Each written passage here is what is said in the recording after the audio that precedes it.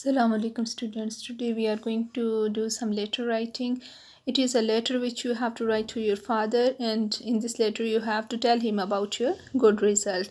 So you have to start the letter from the right side, as I have already told you in the previous letters that while starting it from the left side, you have to mention the examination hall in the first line, then you have to insert comma, then come to next line and you have to mention the name of your city. You can write it like city ABC, then come to next line and you have to mention the date.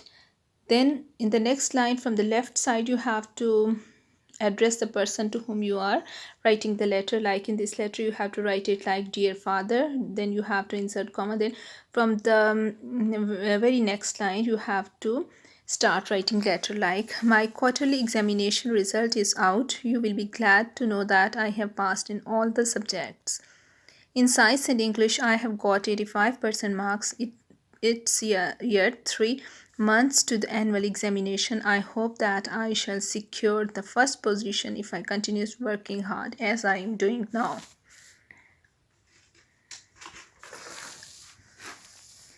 Then in the next line, you have to write pay my regards to all at home.